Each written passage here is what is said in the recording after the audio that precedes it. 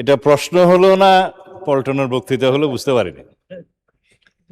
আইন শৃঙ্খলা পরিস্থিতির উন্নয়নে 6 মাসে স্বরাষ্ট্রমন্ত্রী সফল হয়েছে কিনা এটা একটা প্রশ্ন। তারপরে ব্রাহ্মণবাড়িয়া জেলায় সিনেমা হল কেন নাই সেটা আরেকটা প্রশ্ন। কোন খাতে কত হত্যা হয়েছে, জখম হয়েছে ইত্যাদি যে ডাটা দিলেন, সেই ডাটাটা কিসের ভিত্তিতে দিলেন, কি পরিসংখ্যানের ভিত্তিতে দিলেন, সে স্ট্যাটিস্টিক্স বড়টা কি আমি জানি না।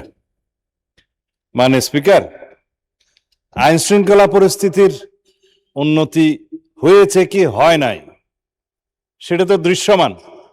বাংলাদেশে আজ পর্যন্ত বর্তমান সরকার দায়িত্ব নেওয়ার পর থেকে এই মুহূর্ত পর্যন্ত যত হেনিয়াস ক্রাইম হয়েছে, অপরাধ সংগঠিত হয়েছে, 24 ঘন্টা 48 ঘন্টা ক্ষেত্রের মধ্যে 7 ঘন্টার ভিতরে অপরাধী গ্রেপ্তার হয়েছে, আইনের আওতায় আনা হয়েছে। এবং সামাজিকভাবে যে কোনো স্পেসিফিক ঘটনা যদি আপনারা বলতে পারেন, সেই স্পেসিফিক ঘটনা আমি 300 বিবৃতি দিতে পারবো। আজ পর্যন্ত সামাজিক চাহিদার ভিত্তিতে এবং যেগুলো আলোচিত হয়েছে, যেগুলো আলোচিত হয়ও নাই, সেরকম যেগুলো ঘটনা অপরাধ সংগঠিত হয়েছে, সেটা সমাজের চাহিদার ভিত্তিতে সংক্ষিপ্ত সময়ের মধ্যে যাতে বিচার কার্য সম্পন্ন হয় সেজন্য আমরা সহযোগিতা করেছি। বিচার করার তো জুডিশিয়ারির কাজ।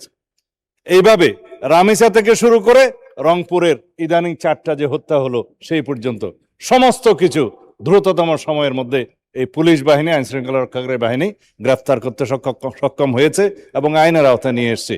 এখানে কোথায় কি ব্যর্থতা আছে বলতে হবে, মানে স্পিকার স্পেসিফিক্যালি ঢালাও ভাবে স্বরাষ্ট্রমন্ত্রী ব্যর্থ হয়েছে বা আইন শৃঙ্খলা রক্ষাকারী বাহিনী ব্যর্থ হয়েছে বা এই সরকার আইন শৃঙ্খলা পরিস্থিতি উন্নতি হয় নাই, এগুলো পল্টনে বক্তব্য চলে। এটা সংসদে তথ্যভিত্তিক কথা বলতে হবে। যদি কোনো স্পেসিফিক ঘটনার কথা আপনারা বলেন, সেই ঘটনার প্রেক্ষিতে আমরা 300 বিধিতে বক্তব্য দিতে পারবো মানে স্পিকার। কিন্তু যদি কাগজ নিয়ে বলা হয় এতটা হত্যা হয়েছে, এতটা ঘুম হয়েছে, সেটা তো কিসের স্টেটমেন্ট আমরা জানি না।